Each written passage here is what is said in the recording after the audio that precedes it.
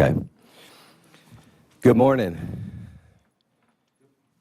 Good morning. Good morning. All right. This is the call to order. Public notice of this meeting was properly posted at the SC Board of Dentistry Office, Synergy Business Park, King Street Building, and on the board website, and provided to all requesting persons, organizations, and news media in compliance with Section 3480 of the South Carolina Freedom of Information Act.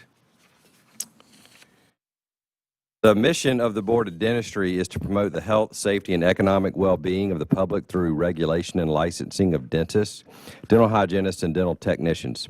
The Board also investigates complaints and conducts application and disciplinary hearings in accordance with the statute and regulation. Update as far as board member status. At this time, there's one vacant seat, the public member seat. There's one expired seat, the at-large dental hygiene seat. Interested individuals may submit a cover letter and resume to the SC Office of Boards and Commissions per SC Code of Law 401520A. Terms of the members are for 6 years and until their successors are appointed and qualify. The Congressional District 5 dentist seats expire on January 1, 2026. Is that right? So 2027, did I Okay, put 20? yeah. I'm sorry. 2027. A call for petitions for dentists living in Congressional District 5 was emailed to licensed dentists residing in District 5 on March 31st, 2026. Interested dentists residing in District 5 must submit their petitions to the board no later than April 30th, 2026, which is just a couple weeks out, and an election will follow if necessary. Have you gotten any yet, Amy? Gotten one. All right, that's great.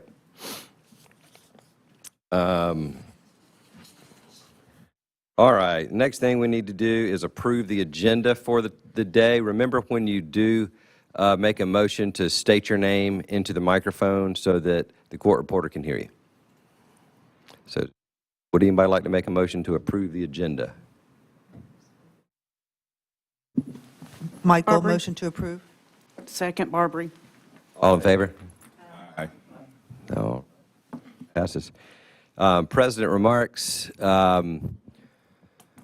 Don't have a lot to say other than thank you to the administrative team, Amy, all the hard work that you guys really put in on a very regular basis, keeping us informed, the public safe, and it's a lot of tireless work that this team does behind the scenes. It's stuff that's not like in your face, so you don't get to see it all the time, but they get in here and work their tails off, and we really appreciate you doing that. Very much. Yeah, I can attest to that because I do get emails from her on the regular, and she's on top of it. So I had a professor in dental school, which was a while back, 99 to 03, and you know, we all had professors there, and some you loved, and some you taught you to build some character.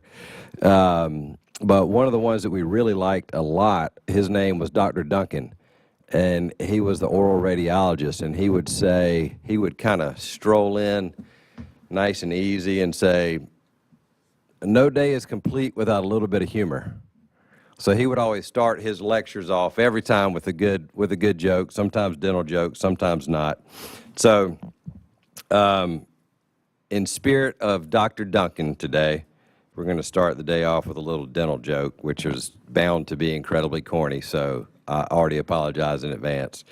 I asked Sherry if she could help me, but apparently she only knows dirty jokes, so, you know. All right, so what did the dentist say to the tooth when he had to leave the room? I'll fill you in when I get back. Oh, jeez. And if a kid had 25 candy bars and they eat 22 of them, what do they have? A cavity. Good job. You guys are awake this morning. All right, good job, good job. All right, so next up, we're going to introduce the board members. So we'll just start on the right. Just say your name, what district you're in, and where you're from. Yeah, Chris Andrews, at large, Columbia, South Carolina. Julia Michael, District 2, Columbia, South Carolina. Tom McDonald, District 7, Florence, South Carolina. I'm Bob Horner. I'm the advice counsel for the dental board. Brett Reagan, District 1, and I'm in Summerville, South Carolina. Sherry Barbary, I'm at large, and I am from Rock Hill. Dental hygienist, Charleston. Brad Dickey, general dentist, Rock Hill. I'm not sure what district that is. District 5. Yeah, District 5. All right, next up, we do have some excused absences today, some travel and such. So if we could get a motion to approve the excused absences. I want to make a motion. Approve the absences, McDonald. Second, Barbary. Favor? Aye. All opposed? All right. Motion passes.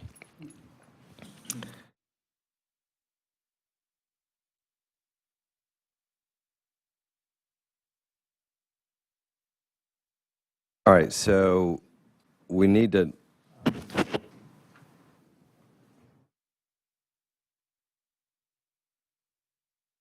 all right, so the next order of business is to approve the meeting minutes from January 30, 2026. Did anybody have any edits, or is anybody prepared to make a motion to approve? I have one change on my name. I'm a DDS instead of DMD. Okay. Would you like to make a motion to approve the minutes with that edit? Yes, I'll make a motion to approve minutes with the change. Okay. Do we have a second? Second, Natoli. All in favor? Aye. All right, motion passes. All right, so next up are public comments. Ms. Solomon, do we have anyone for public comments today? No, there are no public comments today. Okay. All right, next up is our great team staff reports. We'll start with the legislative updates. Yeah, that'll be Virginia Wetzel.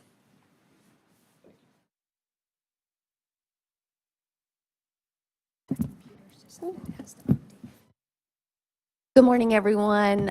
Thank you so much for inviting me to this meeting. My name is Virginia Wetzel, and I'm our Governmental Affairs Director here at LLR. I just wanted to pop in and kind of give you an update as to where we are with the legislative session this year. It is scheduled to end, I believe it's May 14th. This will be the end of a 2-year legislative cycle. So any bills that have been introduced up to this point over the last 2 years and are not enacted will die and will have to be reintroduced starting in January by the General Assembly. So I wanted to kind of touch on a few bills that we're tracking for you guys, specifically for this board. The first bill actually was signed into law on March 9th. It's House Bill 4342.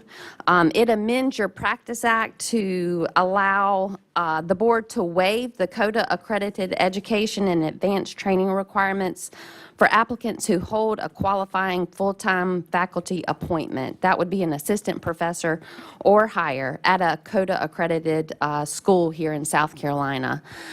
So that did go into effect on the 9th, signed by the governor. I will have to defer to Amy maybe on steps that are being taken to get that bill implemented. But is there anything you need to share about? Y'all have got that on the agenda later, but it hasn't really changed much except for giving you a little more wiggle room, I guess. Yeah. So that's the first bill that I wanted to mention. The second bill is Senate Bill 453, which is teledentistry. This is a bill that was introduced by Senator Verdon.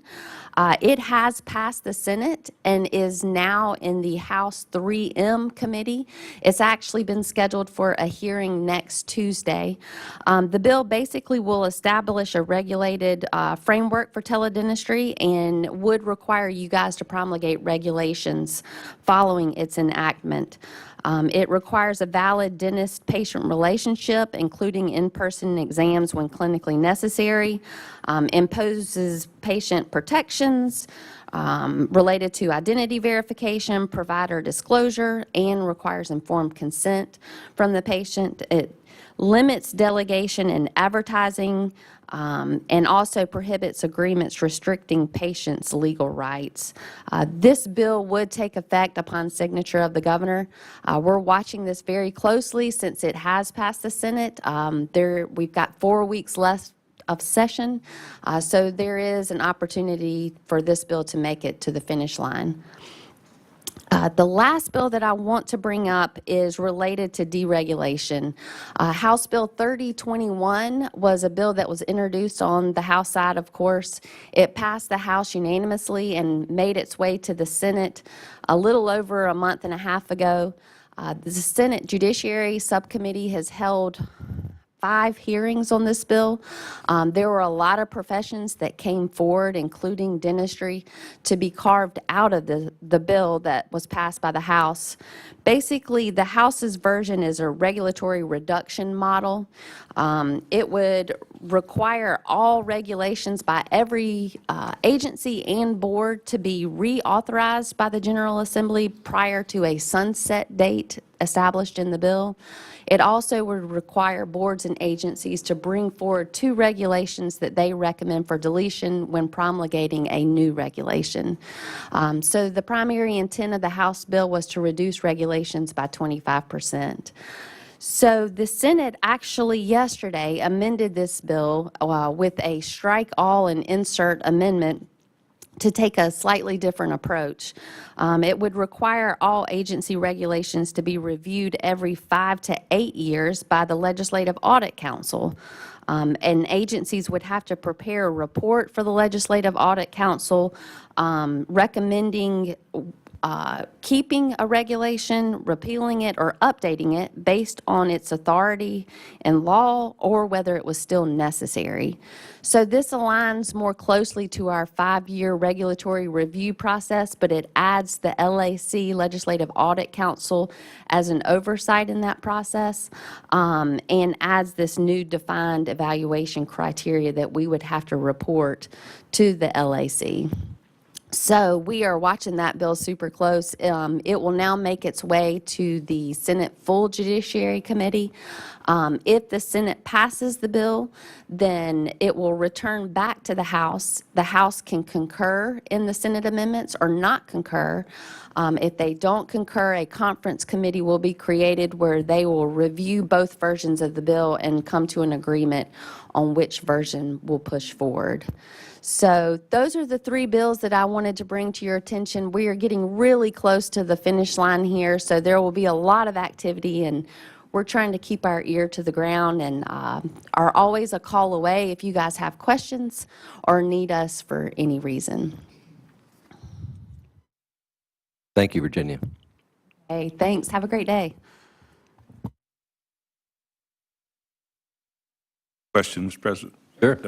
With Virginia, excuse me, in regards to that regulation reduction bill, is there any thought or appetite for excluding the Board of Dentistry, the Board of Medicine? I mean, because which regulation do you want us to strike?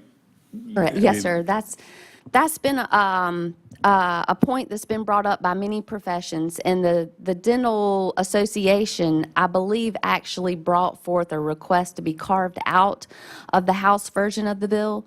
And as I mentioned, the Senate Judiciary Committee struck the entire bill and replaced it with this new language for the LAC to review. There will not be a sunset. They've removed the 2-for-1 provision as far as bringing forth regulations for deletion upon a new regulation bring forth. So we'll have to see how this plays out. It now boils down to the House version potentially against the Senate version. So, yes, sir. Yeah, go ahead. Close to the end of session, is it likely that this is not? That's a great question. With it being a House bill and now making its way through the Senate, there's a good chance that it could make its way to the finish line. It's just a matter of what it will look like. They do. They will have to review the amendments by the Senate. They can decide to accept that amendment or not accept it. At that point, both bodies will designate 3 conferees, and that group will have to come to an agreement as to which version will stand. Yes, ma'am. Other questions? Hey. Thank you. Thank you so much. Have a good day. You too. All right, we'll move on to the Office of Investigation and Enforcement Statistical Report with Miss Ashley Bailey.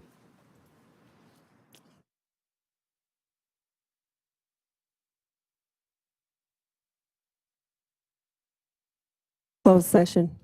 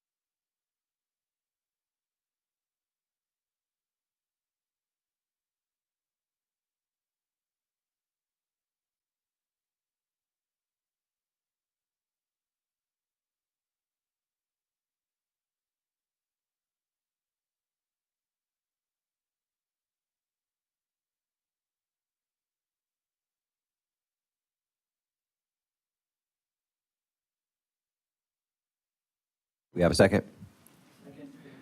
All in favor, say aye. Aye. All opposed, nay.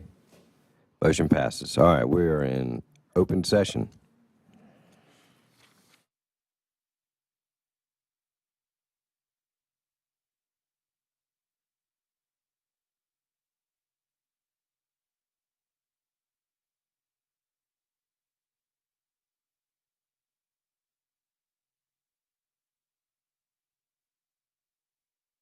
All right, Prentice, if you want to go ahead with the ODC report.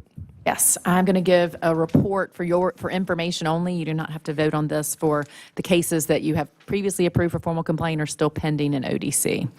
So we currently have 64 open cases. We have 17 that are pending agreement, none that are pending closure. We've closed 4 since the last meeting and none currently in appeal. Your numbers are a little skewed due to your audits. If that number seems high, it is. Do you have a guess how many of those are audits? A third, a I'd fourth? say at least half.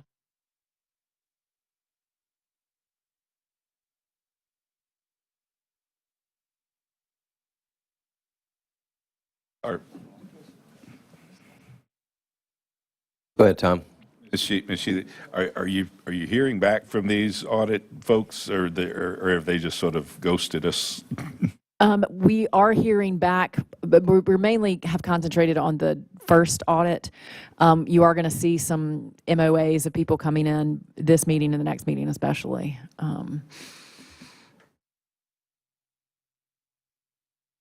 But they're in the open case category.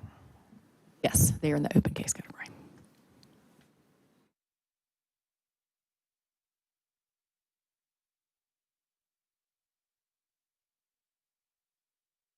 Thank you. Thank you. All right, Amy, board executive report. Sorry. I know you have to, us talking to the mic and I forget. Don't have a whole lot for you today, mostly just your board stats.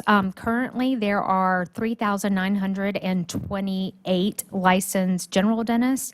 Of those, 854 also hold a specialty license. You've got 4,504 licensed hygienists, and of those, 2,436 also have an infiltration anesthesia permit. You've got 2 ortho techs, 121 dental techs, and just as for your information, since January 1st of this year, we have issued 52 general dentist licenses, 13 specialty licenses, 43 hygiene licenses, 4 instructor licenses, and 1 volunteer dentist license. Thank you. You're welcome. Oh, and I also want to note that Norma will be attending the AADB mid-year meeting next week since I had a conflict. So she will be going on my behalf. All right, so we'll go next to the old business. I think that was the bill regarding instruction. It's pretty much updated. I mean, we're pretty much Passed. updated on that, right? You've done a Yeah. good job of letting us know where that bill has been, and we appreciate Virginia also going over that. That was regarding Bill 4342, House Bill, and 30, page 31. yeah. We've talked, Is there anything else we need to say about that? I think that's pretty much been covered. it passed. I was going to say, Mr. Horner asked for it to be on the agenda, so I don't know if he gotcha. had Okay. other discussion. Let everybody know it passed and Okay. that next time MUSC comes, we have basically unfettered discretion and not constrained by the prior statute.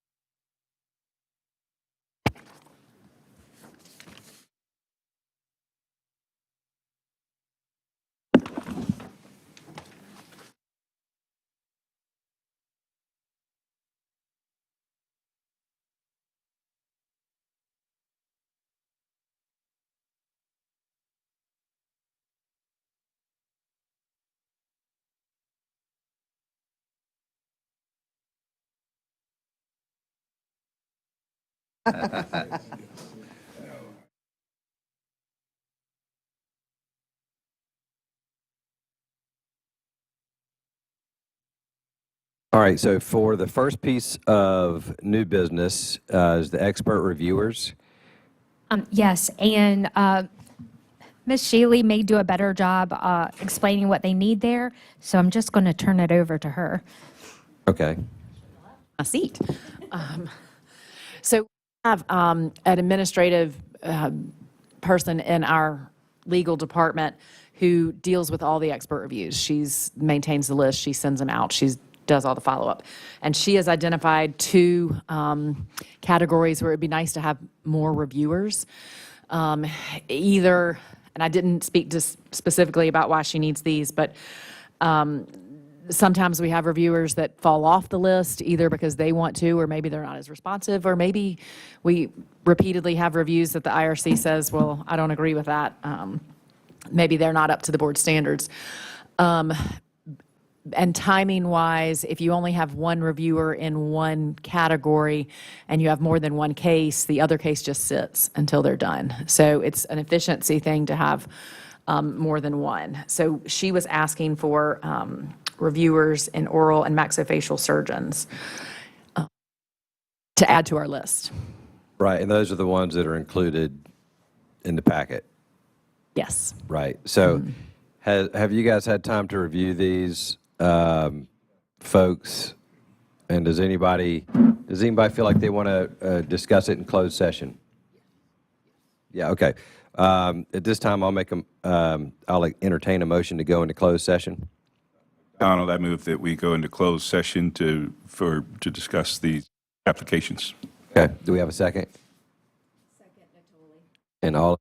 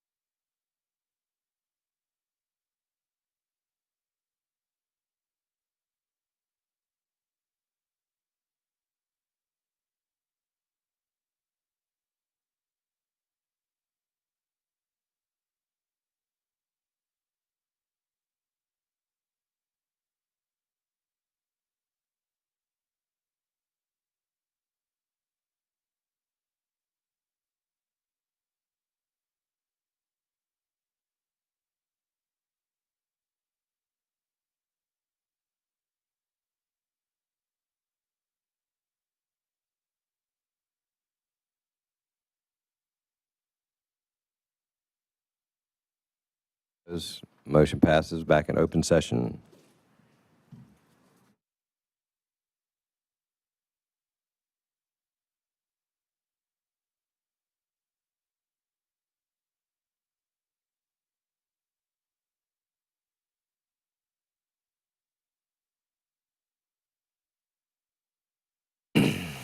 All right, so we're just going to continue on the topic of expert reviewers for oral and maxillofacial surgeons. Thank you guys for getting all this information out, vetting these people through the National Practitioner Database, and getting this list to us so that we could review it. Appreciate your hard work with that. Is anybody on the board prepared to make a motion with regard to these expert reviewers for oral and maxillofacial? President McDonald, I would move that we approve as the names about to be read into the record.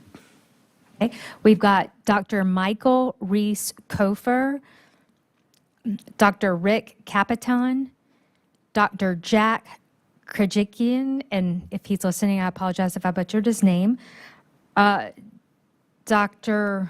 Pham, let me see where he is. Dr. Matthew Pham, Dr. Matthew Sherbin, and Dr. Ashley Tankersley. Is that everybody? I think that's all. Okay. Do we have a second? Second, Dickey. And all in favor, say aye. Aye. All opposed, nay. All right, motion passes. All right.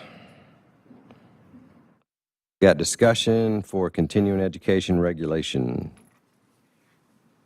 I'm going to let Mr. Horner and maybe Ms. Barbary.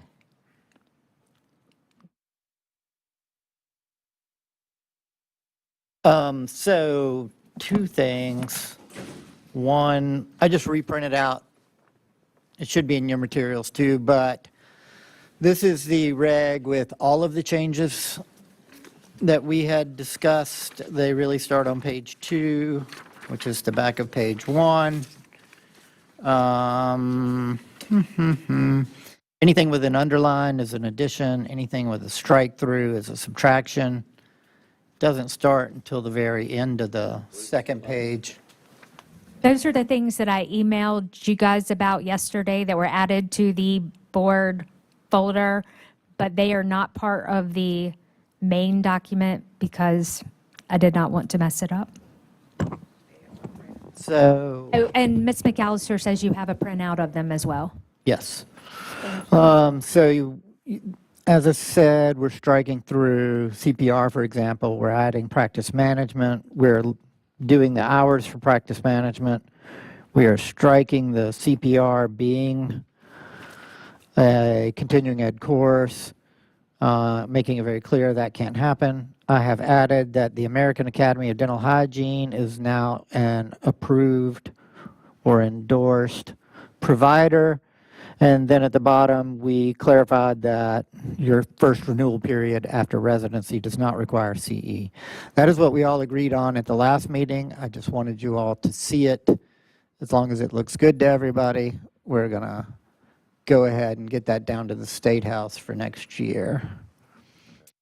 And then the second issue, which also relates to CE, Ms. Barbary can briefly talk about that, and I can also help because I have a little bit of knowledge from earlier this week.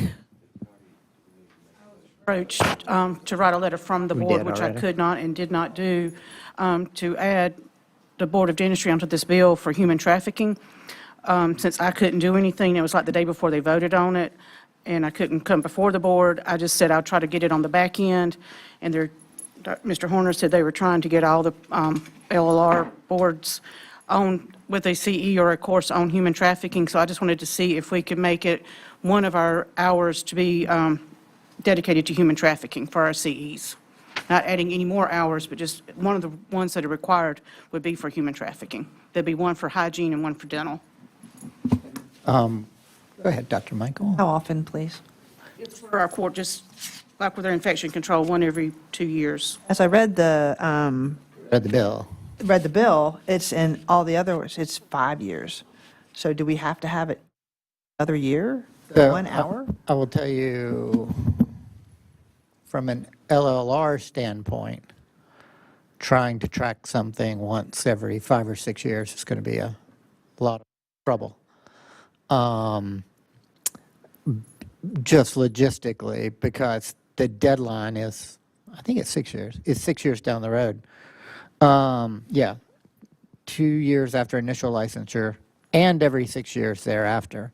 So it's sort of a logistical nightmare for us to track every 6 years. So I think Sherry and I talked briefly that it might be better to just take control of the issue, not get wrapped up in the bill that has every 6 years, because I think parts of LLR want to work on changing that anyway. Because, and the truth is, if it's due every 6 years, and I do it on the last day of renewal and on the first day of my new license, and then I do it on the last day of my next renewal, I can go 12 years and take 2 hours. Because once every 6 years, you could do it the first, you could do it at the end. It would be a 12-year gap. So I don't know how meaningful that would be, to be honest. I don't know that anybody's figured out it could be a 12-year gap, but it could be. I feel like this is something that, while it's important for all humans to raise our awareness to this, I don't necessarily think it should be something that should be regulated as a CE for dentists. I think it probably belongs somewhere more like, Phil, maybe this is something with you guys where we just kind of help educate people in newsletters of what to be aware of and look out for. You know, like that, like an educational piece that way. Or maybe even we send out something by the board, just like an education piece on it. But I would be hesitant to move this into a CE requirement. Yeah, I feel this is a very feel-good, low-yield bill that sounds appropriate this day and age. If we did this at all, I would want it to be nothing but a one-time requirement, but I would not really like it to be a requirement at all, because while I'm not making light of human trafficking and that, but it's just, this is not, educating dentists on it, I don't think would be very effective or necessary. In the bill, too, the courses had all sorts of requirements to meet to trafficking things. Did like a one-time, like Michigan does a 1 hour one every time, but they also have a lot more hours. It domestic violence, child abuse, human trafficking course, because we are mandated. We're real hesitant to do that at one time, wrap it all together. That way it looks more stuff, and then it is, because trafficking, it was actually more, here's all, and it's also a little bit of child abuse, and it's not just sex trafficking, it is work trafficking. Very encompassing, and that was approved by, that's what Texas.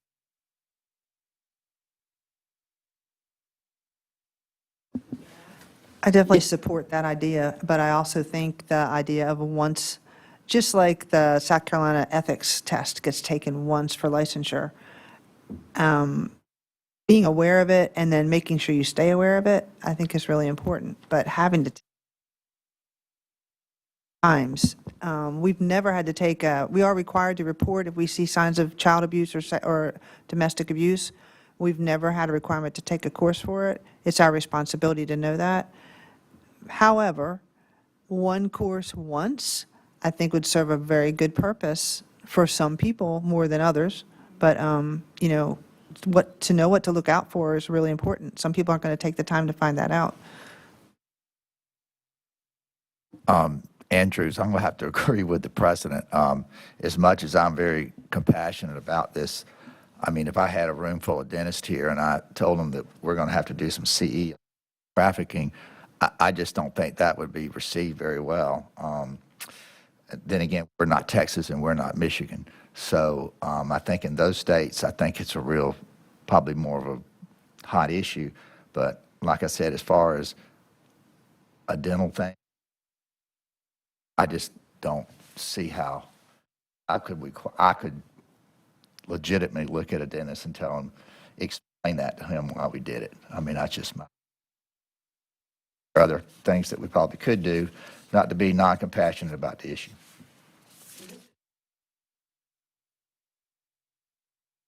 I did. I would think we just leave it alone. We're not on the bill. Let's not ask to get on it. Oh, right. When I talked to the task force for the medical board, because they are in the bill and they are working on that. So the current setup is they're going to have a list of courses they've already arranged with a company that's produced a bunch of 1-hour videos.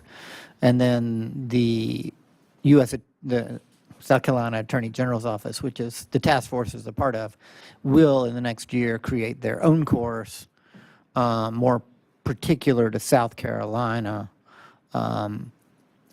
She was pretty adamant in that they're going to be going through the professions in the next year or two and looking at professions who predominantly deal with the public in a setting, one-on-one setting.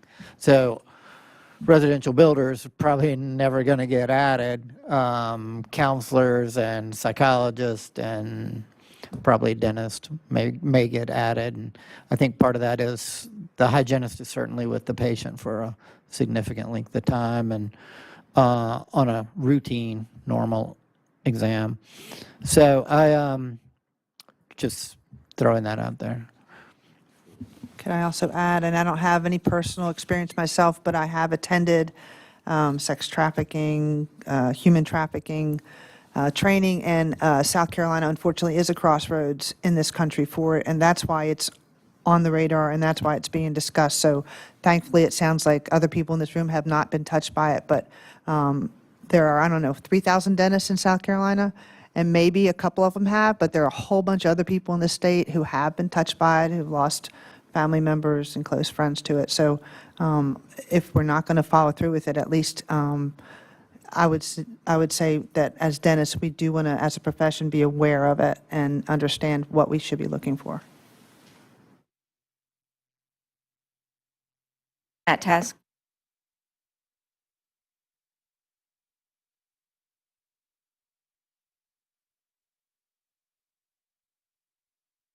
Justification to put in dentistry. Oh, yeah, talking your mic. Yeah, Nobody so can hear you. sorry, I'm getting Your mic. messages from the outside world that nobody can hear. So Oh, I'm sorry. that's okay. My question was, do we want someone from this task force that Bob spoke to come in and talk to us and give us a justification of why dentistry should be included? Are we, that, has dentistry helped in the other states with that? Like, what that shows that? But again, and like Dr. Michael said, we are mandated reporters. So if we want to roll it into a child abuse, domestic abuse, and a human trafficking component of that. I mean, I think like at first blush, I think, gosh, this doesn't apply to me. But then after you hear you guys talk and you start thinking about it, that's, if everybody had that mindset, then nobody would ever get reported or caught or found. And, I mean, I think maybe this is something that deserves a little more attention from us. We can, Whether we're that- meeting in June. Yeah. If we I think that would decided be we a good wanted idea, to. Amy. If there's somebody, I don't know, that could give us a 15-minute presentation on what this looks like in the dental setting before we go mandate a CE on it. And I'm not saying that we should or shouldn't. I mean, but but I think that would be okay. McDonald, yeah. So I think that's fine. I just don't think we need to try to get tacked onto this bill. We can add a course, a regulation, Sure. a requirement anytime we want to, but let's not get tied into CE and so. Those already passed, okay. Right, and that Yeah. was So my, let's, that was my point, is that this bill is passed and you are not in it. We have the bill states what, Bob? the bill. Yeah. So new licensees have to do it, take the course by January 2028, and then every 6 years thereafter. For medical? Medical and nursing and PAs. And so, as I said, if you wanted to game the system and take one on your last day and your first day, and then the last day, you'd essentially go 12 years without having the course. So there may be some edits to this in the future. My point was that if you had any interest in it, then we could probably come up with a better system than once every 6 years or 12 years, or it could just be once. On a comprehensive course, we found an hour, and we, at one point in your first 2 years of licensure or renewal, watch it and then cover it that way. It just gives you the ability to control instead of the legislature controlling the outcome. But we can certainly, Task force, just real quick. it's, yeah. Task force is just like a one-time, Oh, no, for us? like if we just wanted to get a few people together. I think Amy and I can do that and report it back in June. And then we can meet in June. June is, if we wanted to add it to our current reg, since it's already up, and the legislature knows we've got a reg coming for next year, we could tack it on to the bottom of it and move on. If we don't, we can just wait and see what happens in 2027. But just, those are the thoughts. And we may want to All do right. nothing and see what happens. So here's what we're going to do. We're going to put it on the agenda for next time in June. And I would, because I do think it's one of those situations that just, many of us are really just contemplating in our heads about, and I think it deserves a little bit more time for us to think about and marinate on it and research. And then, Amy, if you and Bob can give us a little bit more information as to what that might look like, for us as dentists. We certainly, obviously, if there's a way that we can help, we want to. I mean, that's what we do. So we don't want to overlook that opportunity to help. So just let's talk about what that might look like in June. Sound good? Okay. All right, so moving on next to travel requests. Yes. So the first one is for FARB, which is the Federation of Association of Regulatory Boards. Is their summit in, I thought it was on the agenda, but it's Minnesota. not, July. 20. Oh, thank you, 23rd through 25th. I'm looking right at it. In Minneapolis, Minnesota. I was requesting that the board approve me and your advice council to go to that. Okay. Motion to approve that. So moved. McDonald? Second. Foley? All in favor, say aye. Aye. All opposed? Motion passes. Okay. And the second one is just for me, the 2026 South Carolina Dental Hygiene Association Symposium in Myrtle Beach, October 9th through 10th. I will be speaking at that event, and depending on when I'm on the agenda, et cetera, I may need to stay overnight. Yep, that's important. All right, Yeah. motion to approve. Motion to approve. Second. Dickey. All in favor, say aye. Aye. All opposed? Motion passes. All right, so next up is going to be the application hearing, right? But before we do that, Donald, one other item of new business, and I haven't talked to anyone about it. Wait. More of a question. Go ahead, just lob it up there, Tom. Nobody vote on anything. If we need a Okay. vote, No request. I'm going to have to do some procedural. So, I guess I have a question for Ms. Holloman and Mr. Horner. So, to be licensed in this state as an oral and maxillofacial surgeon, I understand that I have to have a general dental license and then a specialty license. But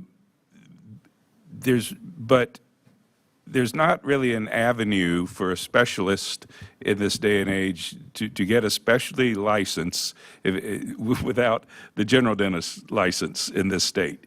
But as a specialist, I'm not allowed to practice general dentistry. So, well, I mean, I can, but ethically, I'm not supposed to. So,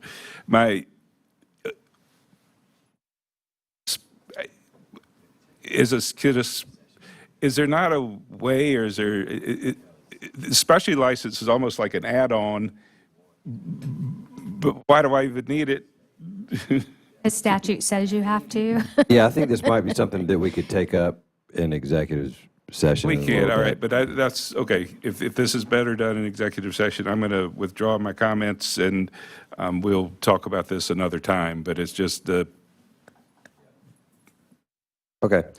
So next up is going to be the application hearings. But before we do that, we're going to take a quick 5-minute biology break.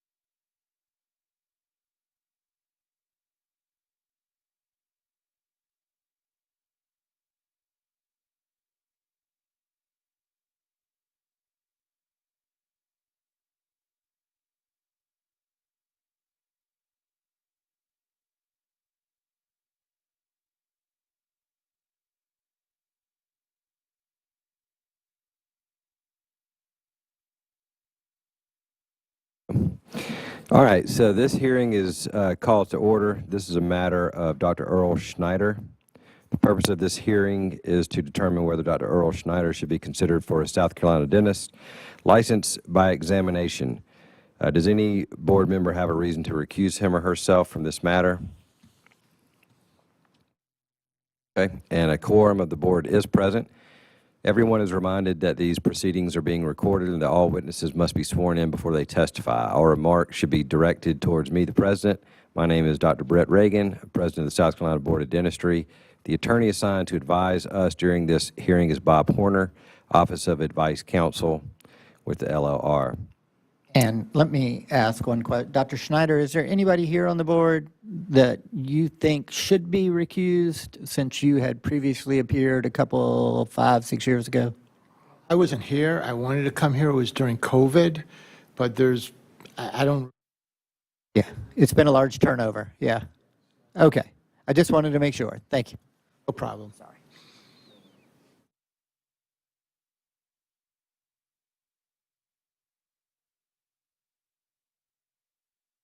All right, Ms. Holloman, did board members receive the complete application package? Yes, they did. All right. Staff subpoena any other persons to be here today to answer questions we might have? We did not. Okay. And what questions do the staff have concerning this application? As Mr. Horner pointed out, Dr. Schneider came before you all in 2020. He was applying for a license by credential, and the board denied that license at that time and suggested he apply for a license by examination. Just a little background for you all. In 2020, if you had been licensed for more than 5 years and you met the requirements for a license by credential, you had to apply for a license by credential. You couldn't apply for a license by the exam. Dr. Schneider took an exam that we accept. The board had denied his, and we wouldn't take an exam that was more than 5 years old. At the time, the board denied Dr. Schneider and suggested that he apply for a license by exam, which would have required him to retake his clinical exams, and that's just a little background for you. Thank you. And you have the right to a 30-day notice. You received the notice of appearance dated March 24th, 2026 by certified mail. Is that correct? Correct. Okay. Dr. Schneider, do you have any witnesses you intend to call on your behalf? No. All right. Ms. Court Reporter, if you would please swear in Dr. Schneider. Sir, if you'd raise your right hand for me, please. Thank you. Do you solemnly swear or affirm under penalty of perjury to tell the truth and nothing but the truth, so help you God? Yes. Thank you. All right. Dr. Schneider, is there anything that you wish to tell the board in regards to this application? There's actually several things. So when I applied back in 2020, I was applying by credentials. And malpractice lawsuit that was just settled and maybe a couple more from 2019, they had recommended that they would give me a provisional, well, they said at the time that unless I took an exam, that would be a way to get a license in the state of Illinois, in the state of South Carolina. I'm coming today, not by exam, but I try to apply by credential, and they said that I would have to come in front of the board to determine if this would be through credential or exam, because I've taken my exam. I've been practicing dentistry for 41 years. I took at the time, it was called the NERBs, Northeast Regional Boards. From my understanding, your state accepts that board. So in essence and in theory, I've already taken the examination. So I don't understand why I would have to take another examination. I've written to your board members a little about my history, but I will repeat what I wrote just to give you a little background on myself.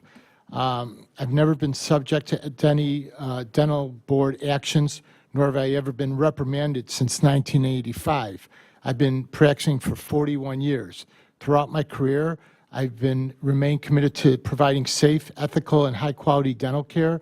I take all patients seriously and continuously strive to uphold the high standards of my clinical practice. I respectfully ask the board to consider the full content of this report, which I wrote. There was some lack of substantiated malpractice and the personal circumstances that contribute to my claim of malpractice.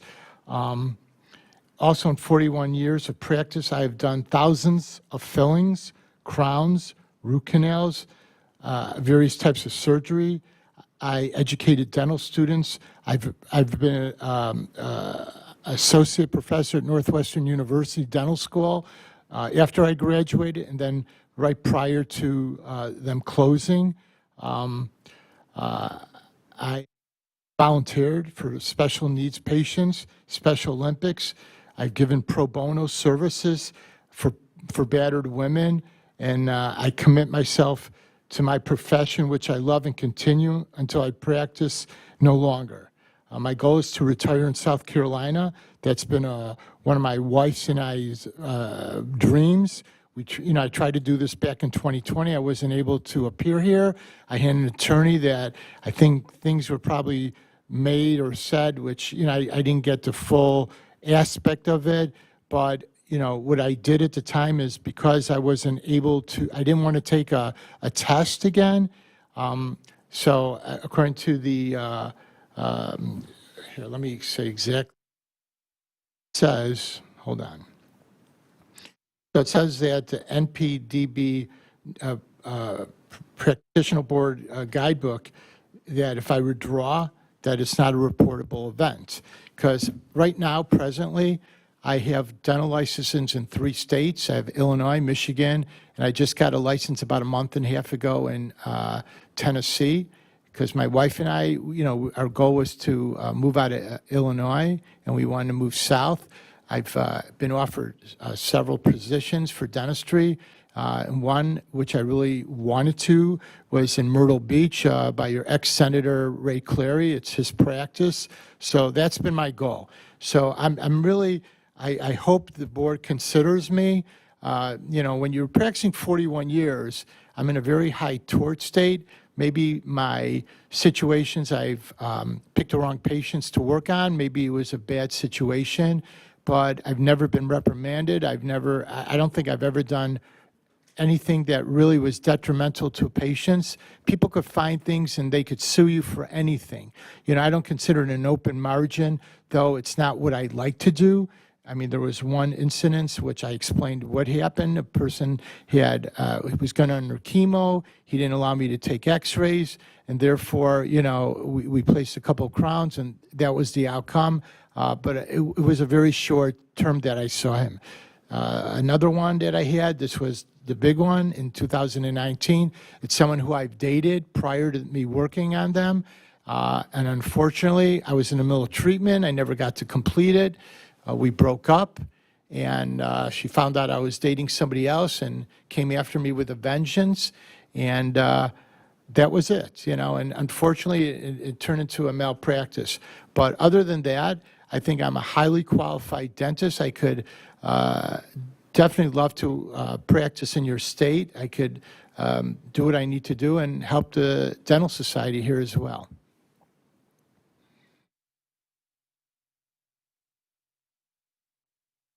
Okay. Do any board members have any questions to help clarify any of these issues that you would like to ask Dr. Schneider? Were you not investigated for a boundaries issue when you were dating your patient? Excuse me, I don't understand your question.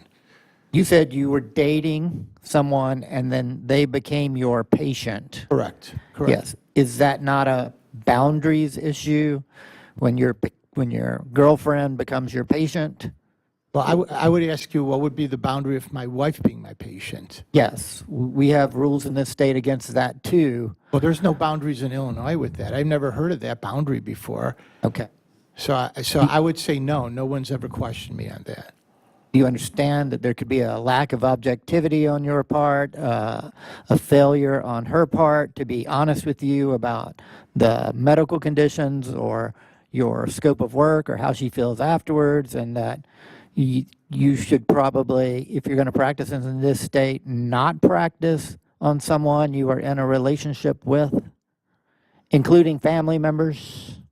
Well, if that's the laws in the state, I would follow the boundaries of your state. Okay.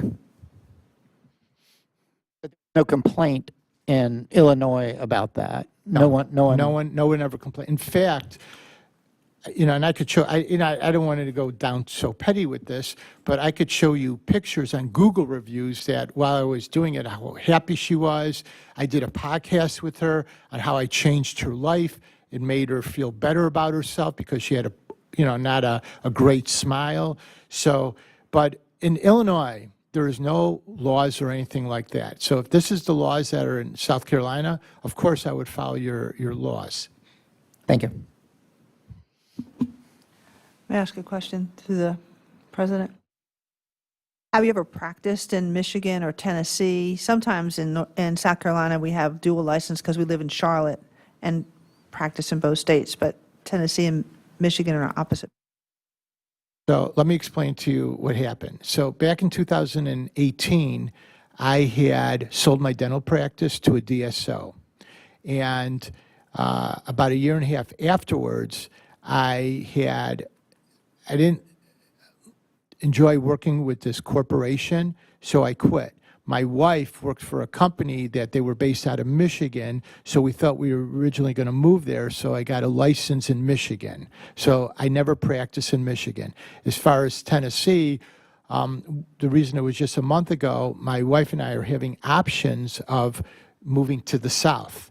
And so, there was jobs that were offered to me, so I applied for a license in Tennessee, and when I really investigated the job, I decided not to take it. But the job that I just been offered in Myrtle Beach, I investigated it, and after I met with the dentist that owned it, I went forward with a licensure, and that's why I'm here today. So that's why I'm applying again.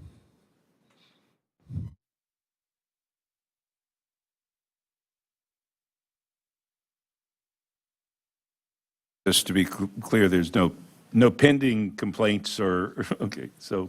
Nothing.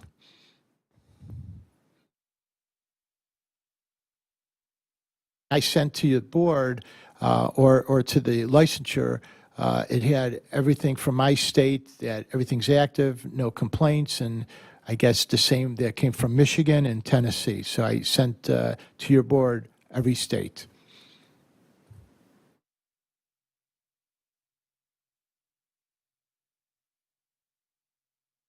I think I saw that these complaints you listed all ended in settlements.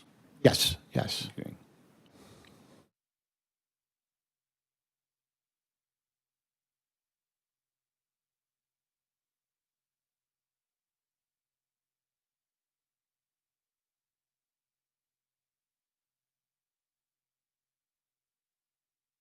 All right.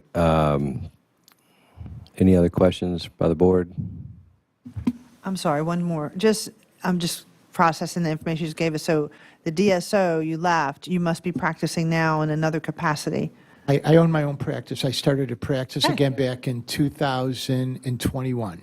Sorry, it's probably in the information, but it just kind of got lost in. I'm sorry. No, I started another practice again 2021, and my practice is actually doing well. I don't have to come anywhere. I mean, but I love what I do.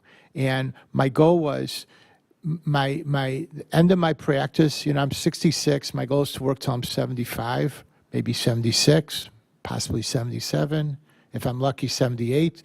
But, I want to retire where I'm practicing. I don't want to have to start moving up. And I think this is just a great time. I mean, the taxes are great here. The weather's good here. Illinois' taxes are going up. So I just believe this is a beautiful state, and this is where I'd like to practice. Don't buy a boat.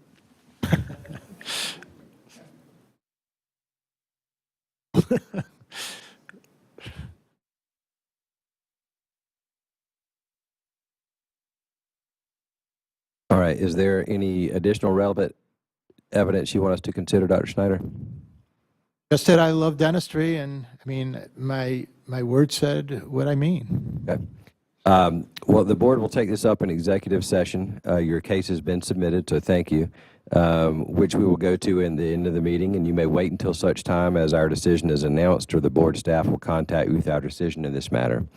Our decision will be made more fully reflected in an order drafted by advice council and served on you. Okay, so last question. I mean, I'll stay. I have a flight at 3 o'clock, which I suppose, is it going to take? You won't need to stay. You're welcome to stay and hear it in person, but you don't have to stay because it'll be, addressed either way. I see that, I'm towards. I think you'll be okay if you Right. wanted to stay. We only have one more Yeah. presentation. Okay, so I'll stay then. Yeah, it'd probably be half hour at the most. Okay, thank you.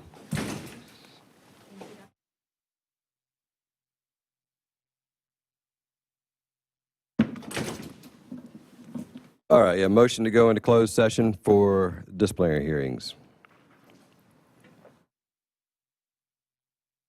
Barbara, make a motion to go into closed session. Is there a second?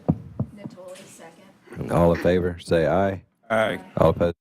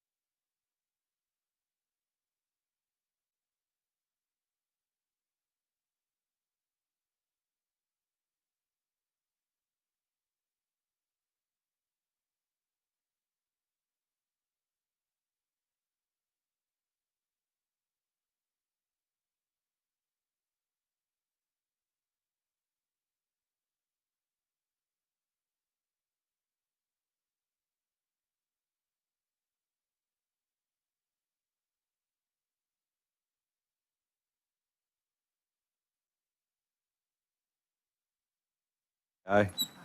All opposed, nay.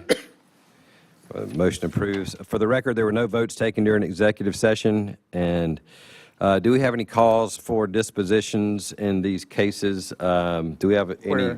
I think we're in closed session now. We came out of executive into closed, which Okay. is fine to do the discipline case in closed.